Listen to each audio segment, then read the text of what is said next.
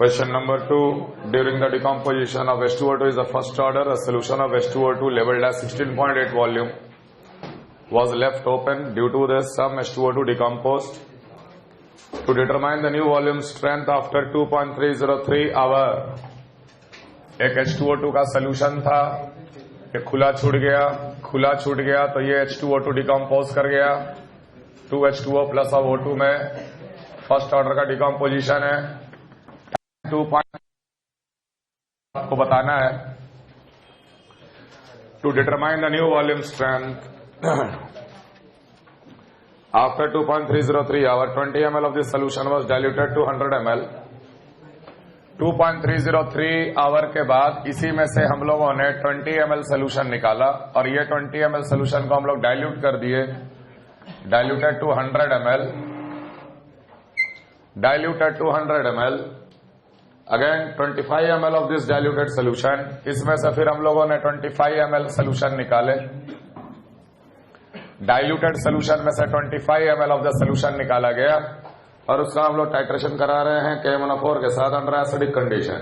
Okay, H2O2 plus of KMnO4, acidic condition Mn2 plus, n factor of KMnO4 5, n factor of H2O2 is 2। Whenever H2O2 participates in a reaction, it either behaves like oxidizing agent or it behaves like a reducing agent। यहाँ पर KMnO4 oxidising agent है तो H2O2 क्या है, reducing agent, n factor हर हाल में उसका 2 होता है। KMnO4 का 37.5 0.02 मोलर, 37 into 0.02 मोलर ये इस्तेमाल हुआ। हम लोग बोल सकते हैं milli equivalent of H2O2 will be equal to milli equivalent of KMnO4 reacted that will be equal to 37.5 into 0.02 multiplied by 5, volume multiplied by molarity millimoles multiplied by n factor milli equivalent, that will be equal to the milli equivalent of H2O2। समझ में आ रहा है? H2O2 के कितने moles होंगे? Let x mole of H2O2 is present, किसमें? 25 ml में। x multiplied by 1000 millimole multiplied by n factor 2, यहां से निकाल लेना x, यह आएगा 0.1 3.75 डिवाइडेड बाई 2000, ये आया मोल्स ऑफ H2O2 25 ml में। तो 100 ml में कितना होगा? 100 ml में होगा 3.75 डिवाइडेड बाई 2000 इंटू 4। 25 ml में x मोल तो 100 ml में कितना? इंटू 4, क्योंकि यहीं से 25 ml निकाले थे ना। लेकिन ये जो 100 ml बनाया गया था ये डाइल्यूट करके बनाया गया था, तो dilution does not change the millimole या मिली इक्विवेलेंट ऑफ द सोल्यूट। जितना मोल था यहाँ पे H2O2 उतना ही मोल यहाँ पर भी होगा।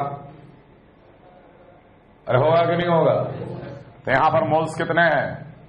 4 5 20 02 4 7 28 30 03 4 3 12 15, 3.75 into 4 15, 15 upon 2000, इतने मोल्स 20 ml में प्रेजेंट है कि नहीं? इसकी मोलारिटी निकाल लो। 20 ml में इतना मोल तो 1000 ml में कितना mole? Molarity of the solution is 15 by 2000 divided by 20 into 1000। 20 ml में इतना मोल तो 1000 ml में कितना मोल? मोलारिटी निकल गया 1000, 2 times, this is 15 by 40, molarity of this solution is 15 by 40, मतलब 2.303 आवर के बाद इसकी मोलारिटी कितनी हो गई? इसकी मोलारिटी कितनी हो गई? 15 by 40। क्या पूछ रहा है? Calculate the rate constant of decomposition। we know that Kt is equal to ln of H2O2 का molarity not upon H2O2 का molarity at the time t, A not upon AT, K multiplied by 2.303 will be equal to 2.303 log to the base 10, इसीलिए दिया है कटने के लिए। H2O2 का molarity शुरू में कितना था? volume strength is always equal to molarity multiplied by 11.2। वही अगर नॉर्मेलिटी में लिखते तो नॉर्मेलिटी मल्टीप्लाइड बाई 5.6, मोलारिटी अगर लिख रहे हो तो मोलारिटी इंटू 11.2। तो what is the molarity initially? Volume strength initial कितना दे रखा है? 16.8 V। So 16.8 divided by 11.2 यह शुरू का मोलारिटी है और बाद का मोलारिटी कितना आया 15/40. So K multiplied by 2.303 will be equal to 2.303 log to the base 10, 16.8 divided by 11.2 divided by 15 by, solve करके निकाल, यही आंसर है.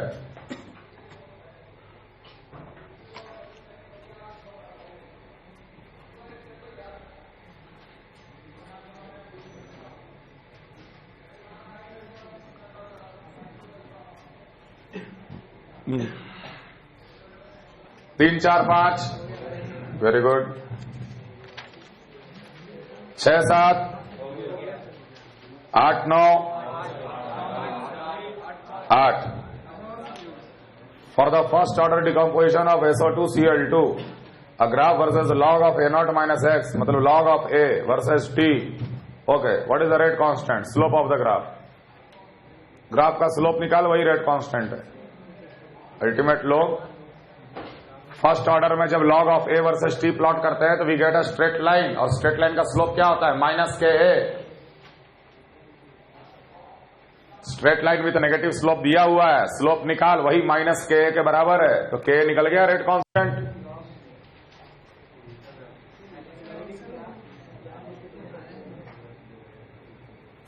हाँ तो देख लेना, लॉग दिया मैंने, लॉग टू द बेस 10 दिया है, तो स्लोप आ जाएगा -KA/2.303.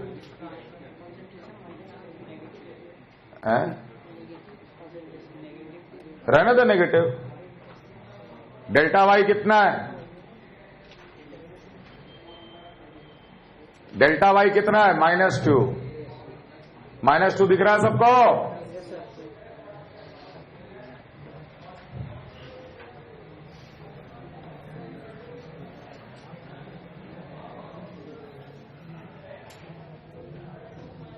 तो इस लाइन का स्लोप कितना आएगा? -2 डिवाइडेड बाई, और डेल्टा एक्स कितना है? 10. तो ये आ जाएगा आपका माइनस ऑफ KA.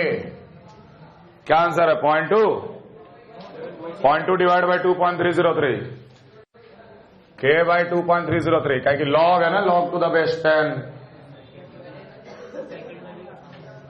सेकंड में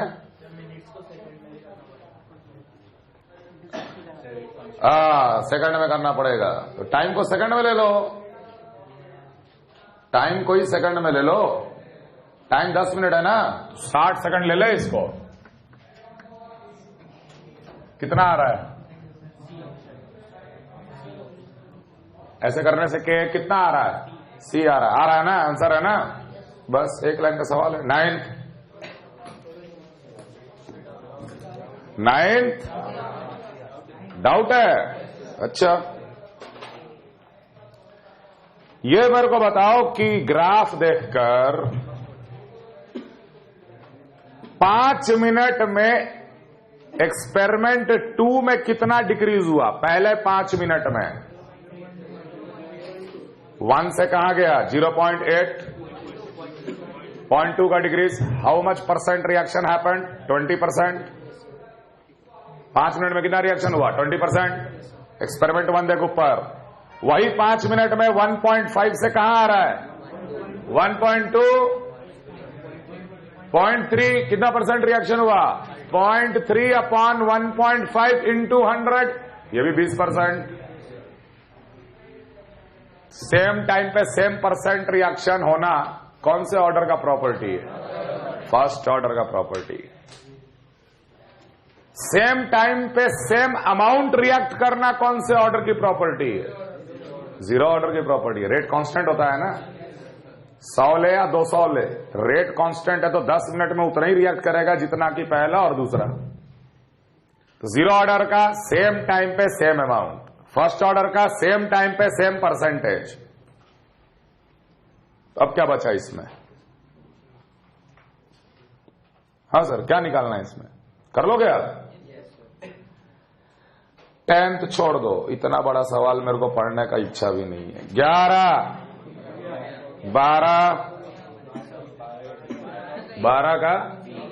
12 का D. ए से बी, ए से सी दिया है. A, B and C are optically active compound if optical rotation per unit concentration of A, B and C are given. माने स्मॉल आर दिया हुआ है सबका. And the initial concentration of A is 2 molar. Then select the correct statement. Solution would be optically active and dextrorotatory after a very long time. Very long time. पूरा का पूरा 6 अगर react, पूरा का पूरा 2 मोलर अगर रिएक्ट कर गया, पूरा का पूरा 2 मोलर रिएक्ट कर गया, तो वो K1/K2 के रेशियो में जाएगा बी और सी में. K1/K2 कितना आ रहा है? 6.93 डिवाइड बाई 13.86, दैट इज 1/2. इनका रेशियो 1/2 है, मतलब बी बाई सी का रेशियो 1/2. x और 2x, 3x is equal to 2, so x will be equal to 2/3,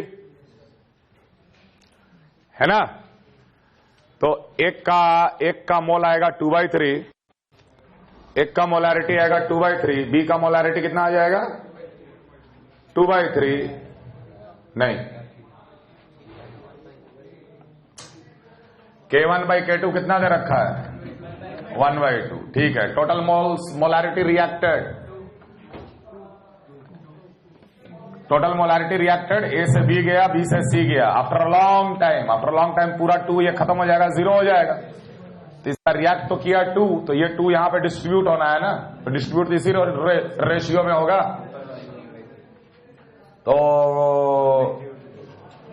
तो एक का आएगा कितना? 2/3. इसका 2/3 और इसका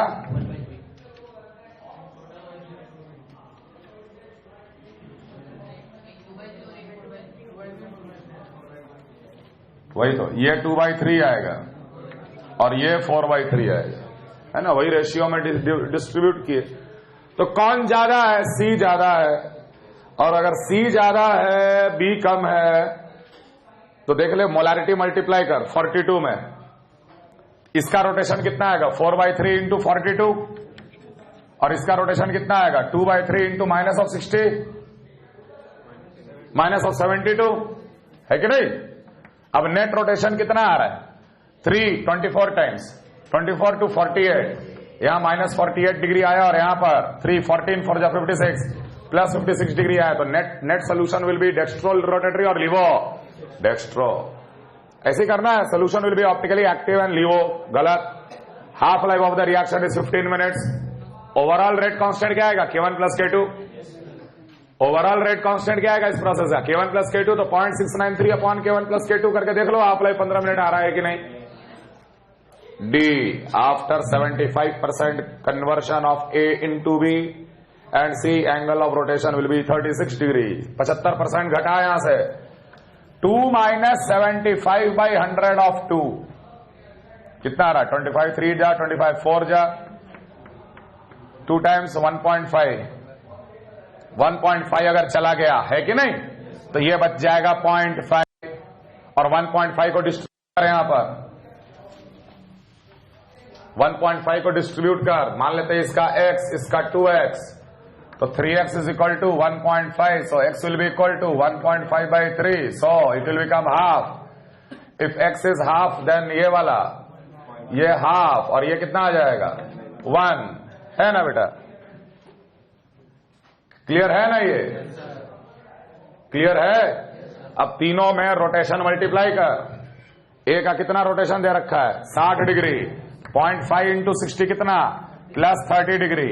okay. Half into 72 minus sign के साथ -36 डिग्री. और 1 इंटू 42 +42 डिग्री. अब तीनों का क्या आना चाहिए? 40 + 30 72. 72 - 36. The net rotation is +36 degree. The solution will be dextrorotatory. सही है ये.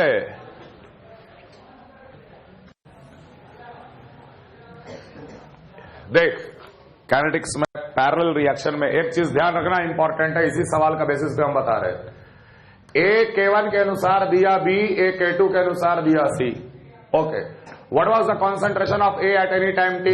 It was A0 e की power minus of K1 + K2 times t. याद है? ओके. हम N1 N2 N3 1 मान लिए. सिंपल. A बचा हुआ और A0 लिया हुआ. समझ में आ रहा है? Okay, what was concentration of B then? B was K1 upon K1 plus of K2, K1 upon K1 plus of K2 into A naught, 1 minus e की power minus of K1 plus K2 times T. C का concentration वैसे ही आया था, K2 into A naught upon K1 plus of K2 into 1 minus e की power minus of K1 plus K2 times T. Okay, थोड़ा सा different angle से देखो. अगर हम बोले कि A का कंसंट्रेशन A naught लिया गया था और A इतना बचा है, तो reacted A is how much? Reacted A is how much? That will be A naught minus of A naught e की power minus of K1 plus K2 times T. Yes or no everyone? We can take A naught common here. We can take A naught common here. 1 minus of e की power minus of K1 plus K2 times. बोल सकते हैं ना? ये reacted A है. Now, if I say what is this expression then?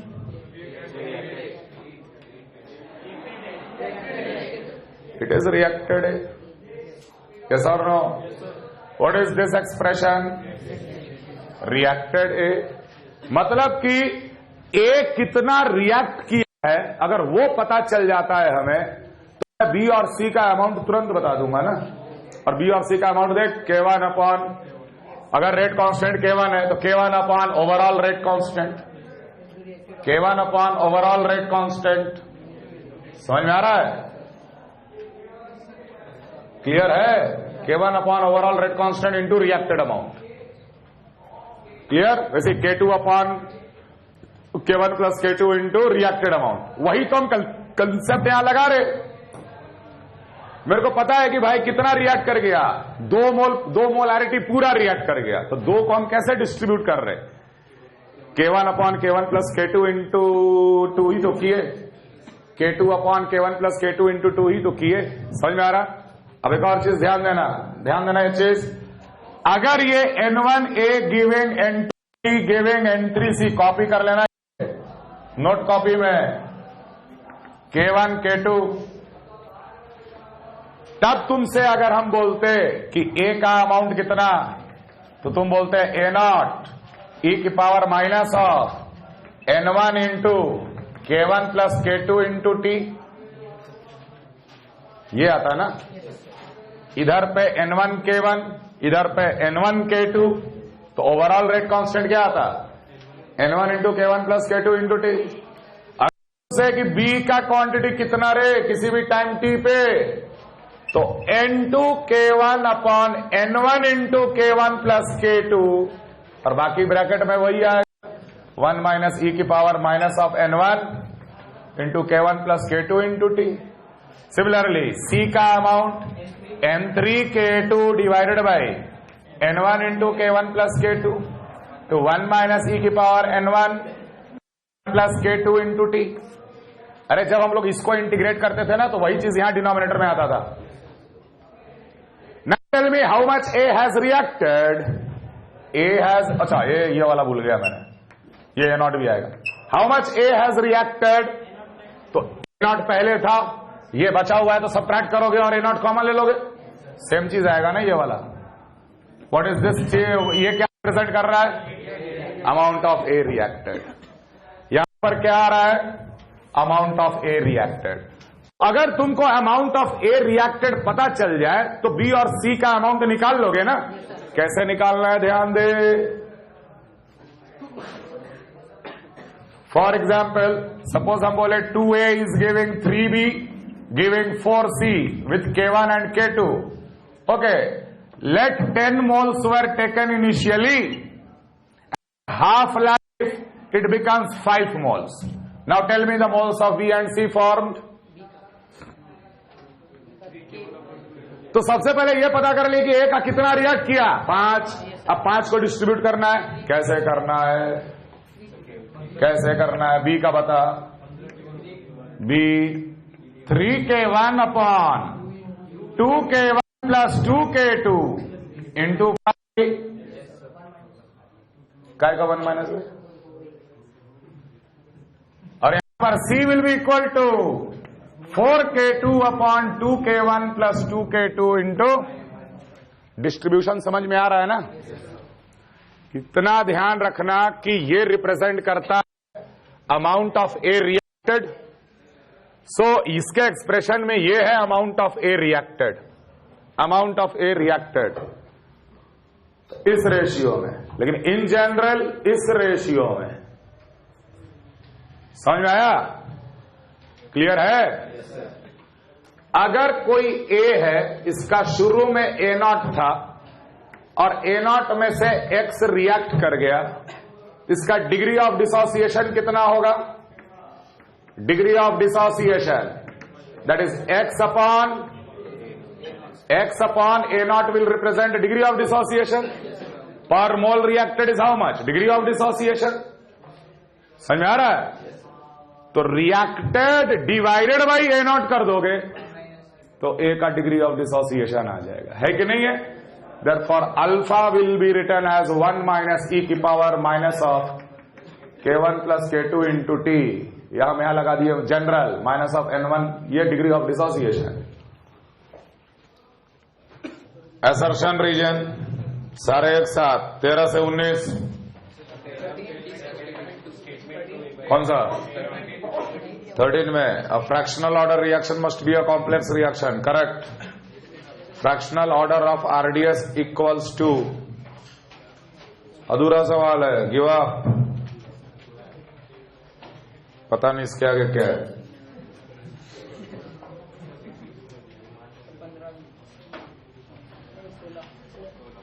Fractional order of RDS equals to, ये statement ही अपने आप में गलत है। आरडीएस जो होगा वो तो एलिमेंट्री स्टेप होगा, एलिमेंट्री स्टेप में मॉलिक्युलरिटी इंटीजर होगा, तो आरडीएस का फ्रैक्शनल ऑर्डर क्या चीज करे? 14 statement 2, the time of completion of a reaction of type A giving product order less than 1 may be determined. Yes, 0 order. Reaction with order greater than 1 are either too slow or too fast and hence the time of completion cannot be determined। फालतू बात है ये। अरे उसका equation ही ऐसा है कि हम लोग नहीं डिटरमाइन कर सकते ना। 1/x का इक्वेशन आ रहा है ना? तो जहां x0 पुट करेंगे वैसे ही नॉट डिफाइंड हो जाएगा। ये तो 2 ऑर्डर या 2 के ऊपर वाला में 1/x की पावर n के फॉर्म में आता, और फर्स्ट ऑर्डर में यार ln के फॉर्म में आता। ऐसा थोड़ी कि टू स्लो टू फास्ट। ये तो गलत बात है ना। हम लोग तो हर रिएक्शन का काइनेटिक्स यही मानते हुए सॉल्व कर रहे हैं कि भाई मॉडरेट टाइप रिएक्शन। 15 से 19 16, the overall rate of the reversible reaction में increase with increase in the temperature. The overall rate of reversible reaction may increase with the increase in temperature when the activation energy of the forward reaction is less than the backward reaction, then the increase in the rate of backward reaction is more than that of the forward reaction on increasing the temperature. The overall rate of a reversible reaction may decrease with the increase of temperature. Yes, it can be. It can be. Overall rate का बात कर रहे हैं तो overall rate forward की बात हम लोग समझेंगे। अगर एक्सोथर्मिक रिएक्शन में टेम्परेचर बढ़ा देंगे तो फॉरवर्ड रिएक्शन का रेट क्या हो जाएगा? कम ही हो जाएगा। When the activation energy of the forward reaction is less, forward reaction का एक्टिवेशन एनर्जी कम है,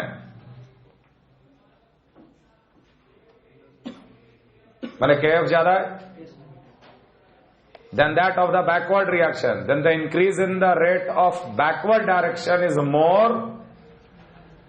तो E forward अगर कम है, E backward अगर ज्यादा है, तो E forward minus E backward negative quantity आएगा, एक्सोथर्मिक रिएक्शन होगा, then the increase in the temperature increase the rate of the backward reaction। सही है ना ये? एक्सोथर्मिक में टेम्परेचर बढ़ाने से बैकवर्ड डायरेक्शन का रेट बढ़ जाता है। 17 से 19 15, temperature coefficient of one step reaction में भी नेगेटिव। गलत। क्यों भाई, इसमें क्या डाउट है? हाँ, टेम्परेचर कोफिशिएंट 2 और 3 के बीच में लाई करता। 19 तक 19 Rate of chemical reaction increases with the temperature, increases as the temperature is increased. Correct? Yes. Why not? As the temperature is increased, the fraction of molecule occupying activation energy और मोर increases, ये भी correct, क्योंकि ई की power minus E A by R T में temperature बढ़ाओगे तो fraction भी बढ़ेगा, लेकिन ये करेक्ट रीजन नहीं है क्योंकि रेट कांस्टेंट बढ़ता है, ये कारण है। ईटी को आप कर लीजिए EA at T, activation energy at T.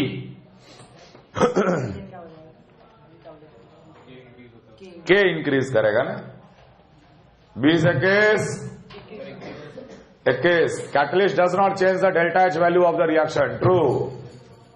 Catalysts are generally added in a very small quantity and not stoichiometrically. True. Stoichiometrically क्यों ऐड करेंगे जब वो रिएक्शन में पार्टिसिपेट ही नहीं करता?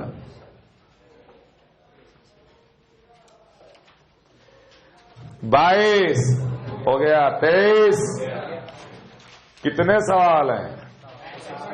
बहुत सही। 24 25 26 24 देखो यार, सीधा सीधा सवाल है।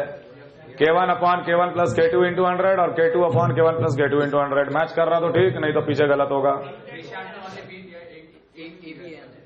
आंसर एक्चुअली क्या आ रहा? हाँ ठीक है, तुम्हारा जो आ रहा है वो सही है, इसमें कोई नया कंसेप्ट नहीं है सवाल। 25 26 27 27 का बी। तुम्हारा क्या दिक्कत है? 26 का है। The basic theory behind Arrhenius equation. Arrhenius equation क्या मान के निकाला गया है? Arrhenius equation K equal to A की power minus E by R T क्या मान कर निकाला गया है कि activation energy and free exponential factor are always temperature independent. लेकिन हम लोग ए को कांस्टेंट ही मानते हैं ना, तुमको बताया था ना कि उसमें वोगाड्रो नंबर मल्टीप्लाइड है यार। 10-20 डिग्री का टेम्परेचर चेंज करोगे तो ए का वैल्यू में कोई खास फर्क नहीं पड़ेगा। और ए का वैल्यू कभी भी देखना सवाल में दिया रहेगा तो 10 की पावर 10, 10 की पावर 12 ऐसा रहता है फ्रीक्वेंसी फैक्टर का वैल्यू। उसमें तुम 10-20 डिग्री का टेम्परेचर चेंज करोगे तो क्या फर्क पड़ने वाला है? कुछ नहीं। A is assumed to be constant. 27 28 29 27 average life is 1 upon K, 1 upon rate constant. Basically chemical kinetics में एवरेज लाइफ का कोई इंपॉर्टेंस नहीं है, हम लोग रेडियो एक्टिविटी में देखेंगे। रेडियो एक्टिविटी में एवरेज लाइफ का इंपॉर्टेंस है। 1 upon K is called average life. T average is 1 upon rate constant. अब कर लोगे ना? 29 छोड़ दो यार, SN1 SN2 अभी ऑर्गेनिक में पढ़े नहीं हो, है कि नहीं? बेसिकली ये SN2 रिएक्शन है।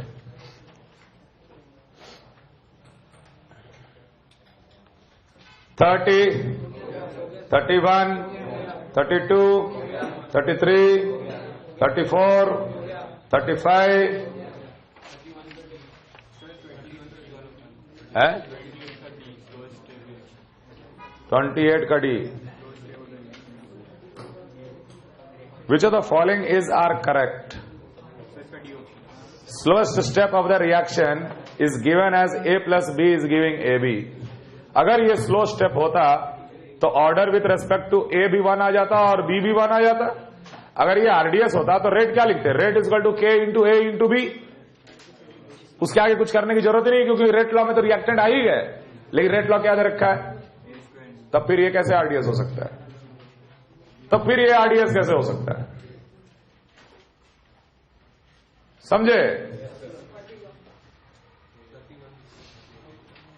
हाँ 30 a reaction is catalyzed by H plus ion. In the presence of H, the rate is this, and in the presence of HB, the rate constant is 1 into 10 की power minus 3.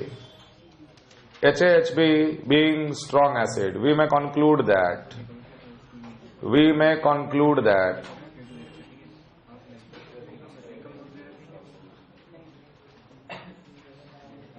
तो इस rate constant में H plus का concentration multiplied होगा ना।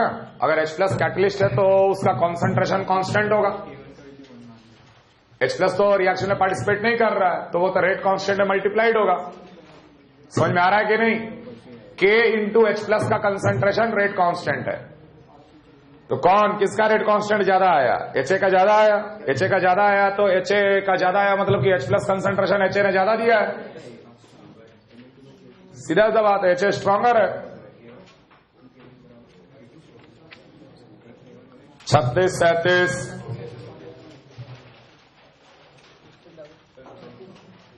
Rate law दिया हुआ है, इंटीग्रेट करके लिमिट बिठा दे हैं, नहीं कर पाओगे। थिकनेस बढ़ने का रेट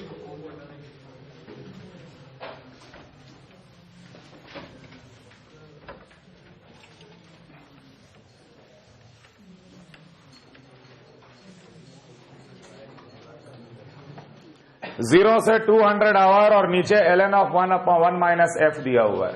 क्या ठीक है? A particular type of oxidation involves first order kinetics with respect to the fraction of unoxidized metal. 1 minus F represents fraction of unoxidized metal. Definitely F will represent the fraction of oxidized metal. Surface relative surface thickness relative to maximum thickness T of the oxidized metal. Okay, maximum T तक हो सकता है, उसी का fraction है। When metal surface is exposed to air considerable period of time, rate law dF by dt K into 1 minus F. dF by dt is K into 1 minus of F. Definitely dF upon 1 minus of F will be equal to K into dt. Integrating it from time 0 से तो fraction कितना होगा? 0 time 0 पे F का value, तो F तो represent कर रहा फ्रैक्शन ऑफ ऑक्सीडाइज्ड ना, तो 0 पे तो कुछ ऑक्सीडेशन हुआ ही नहीं है, तो 0 पे 0 और T पे F कुछ जनरल है। ये क्या आ जाएगा? Minus of ln 1 minus of f that is equal to k into T. इसमें लिमिट बिठा 0 से लेके f तक, f बिठाएंगे तो minus of ln f minus of minus plus ln 1 0। ठीक है, तो minus of ln 1 minus f that will be equal to kt। ये इंटीग्रेटेड रेट लॉ है, या ln of 1 minus f is equal to minus kt। ln of 1 minus f, ln of 1 minus f that will be equal to minus kt. So when we will plot ln of 1 minus f versus t, we will get a straight line, negative slope, and slope will be equal to minus ka. समझ में आ रहा? तो ऊपर graph देखो, ln 1 minus f versus t का graph है, straight line है, पासिंग थ्रू ओरिजिन भी है, बिल्कुल सही बात है। उस लाइन का स्लोप निकाल दोगे तो क्या मिल जाएगा? रेट कांस्टेंट, और स्लोप आएगा 3/200।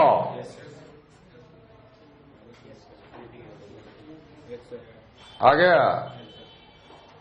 तो अब क्या है?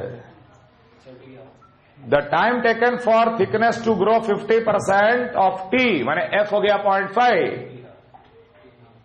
0.5, so it will become ln of 1 minus of 0.5 that will be equal to 3/200 into T half. यही टी हाफ निकल गया, और क्या नहीं निकलेगा वैल्यू? क्या हुआ? कहे जो मेरा रेट लॉ है उसमें बिठाएंगे ना, कि हम वो अपना वाला में बिठा लेंगे? हैं? जो रेट लॉ आया उसमें बिठाया ना, एफ का वैल्यू 0.5 और यहां पे हाफ लाइफ लिख दी। क्या दिक्कत है? T half will be equal to ln of half. ln of half is, यहां भी माइनस साइन है ना, तो minus of 0.693 upon minus of 3/200। Unit क्या है टाइम का? टाइम का आवर में, तो आप निकाल लीजिए आंसर, आएगा ही। क्या सवाल है ये? The exponential factor of f with t hour, कर लोगे? हो गया। कॉम्प्रिहेंशन 2 हो गया, 3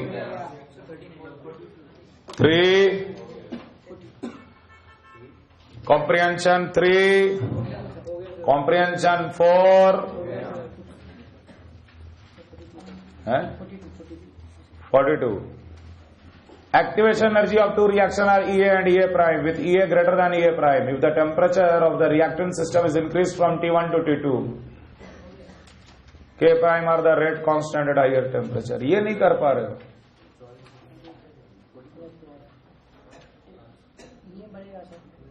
क्या बढ़ेगा?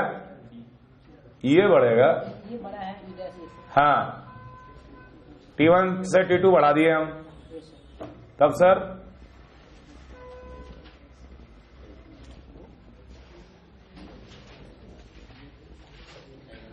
पहला रिएक्शन का रेट कांस्टेंट K1, दूसरा रिएक्शन का रेट कांस्टेंट K2, और ये टेम्परेचर कितने पे है? T1 पे। टेम्परेचर T2 कर दिए तो ये बन गया K1 प्राइम और ये बन गया K2 प्राइम। यही में रिलेशन निकालना है।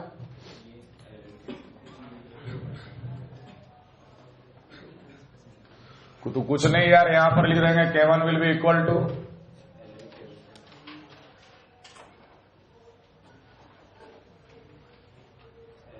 बिल्कुल सही, सेम रिएक्शन है ना। तो यहां पर ln K2 by K1 is EA upon R, 1 upon T1, 1 upon T2। ठीक लिख रहे हैं।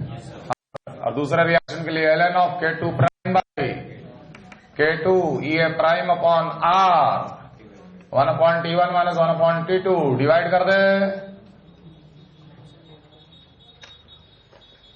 कॉम्प्रिहेंशन 5, मैचिंग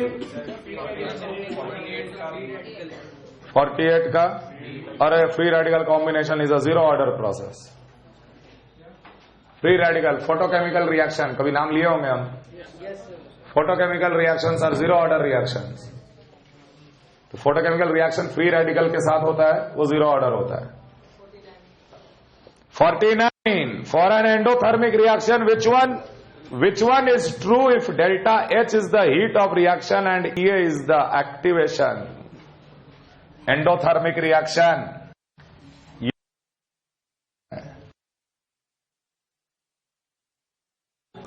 ये होगा EA।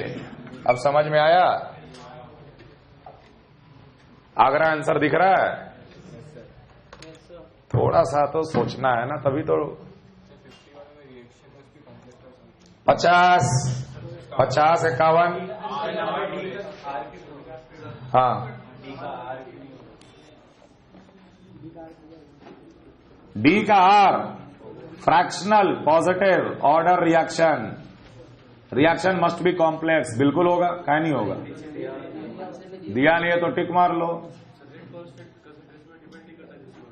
रेट कांस्टेंट कभी नहीं, कभी किए हैं क्या ऐसा? रेट कांस्टेंट किस पे डिपेंड करता है?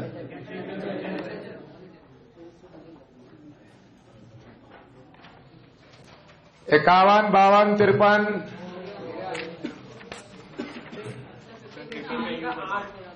है। 53 में आर कैसे बता दें यार? ये ग्राफ दिया हुआ है, आपको पहचानना है। रेट है वाई एक्सिस, टेम्परेचर है, टाइम है x axis. Rate versus time, order greater than 0। हर ऑर्डर ग्रेटर देन 0 में आपको रेट वर्सेस टाइम जो मिलेगा वो सी ही मिलेगा, सी ही मिलेगा। 0 ऑर्डर में हॉरिजॉन्टल लाइन मिलेगा, और बाकियों में rate always decreases with time T, है कि नहीं? ऐसे पकड़ना है। 54 शायद मैंने क्लास में करा दिया है। अब आया क्लास वाला सवाल sir. 55, 56, 57,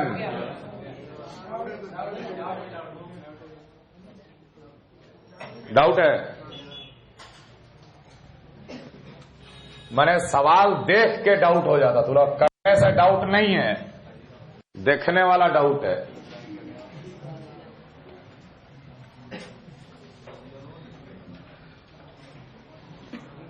For a first order reaction at constant volume and temperature, A of A giving B minus 1 of B, A of A is giving B minus 1 of B plus C. B greater than A, the pressure of the system increases by इतना % in time 10 minutes. The half life of the reaction is therefore in minutes. Okay, time t is equal to 0 पे हम किसी भी time t B minus 1 into P and P. So total pressure at a time t how much? P naught minus of AP plus P minus P plus P. ये खत्म हो गया, मतलब कि ये आ गया P naught plus P common लिए। ये है टोटल प्रेशर किसी भी टाइम t पे। इतना काम नहीं कर पाए है सर, इतना काम नहीं कर पाए। Okay, increased by this much %. Okay, what is the increase then? Increase in pressure कितना? Final minus initial. Final कितना है? B minus A minus of P naught divided by P naught into 100. This will give you the increase in the pressure.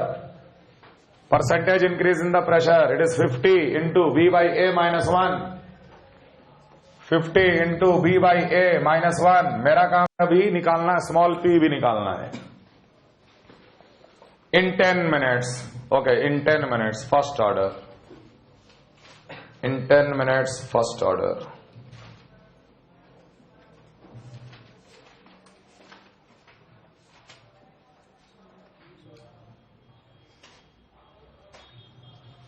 यहां से निकालो B का value, P का value.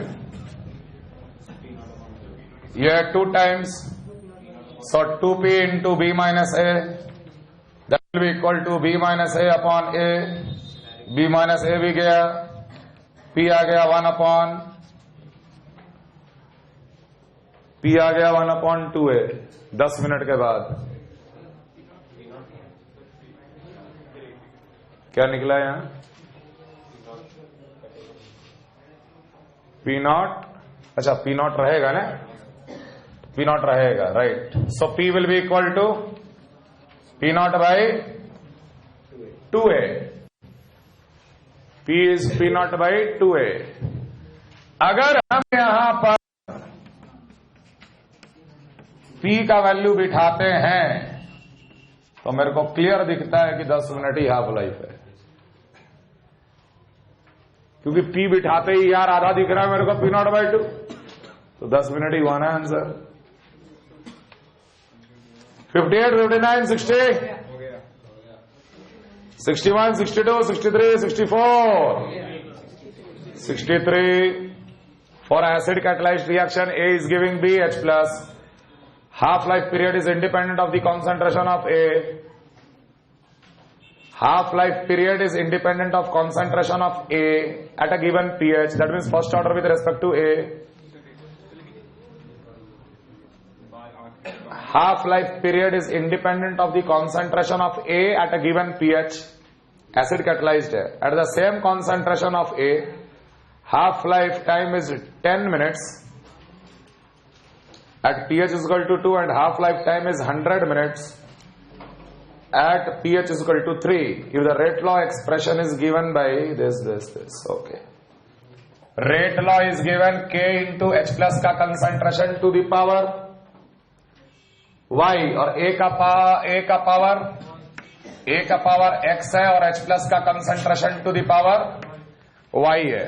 Since H plus is a catalyst, H plus अगर catalyst है तो फिर उसका कॉन्सेंट्रेशन में कोई चेंज नहीं पाया जाएगा, तो K प्राइम इंटू A की पावर X।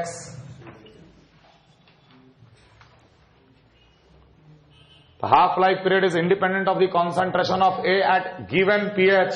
कोई भी pH हो, दिया हुआ हो, हाफ लाइफ इंडिपेंडेंट है, that means X value is 1। Yes और नो?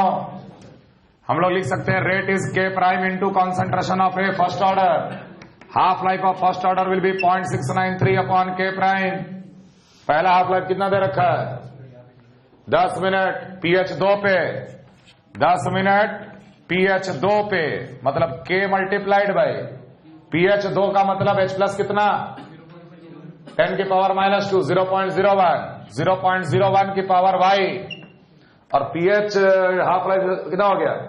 100 हो गया जब पीएच 3 कर दिए, माने कि 0.693 upon K into 0.001 to the power Y.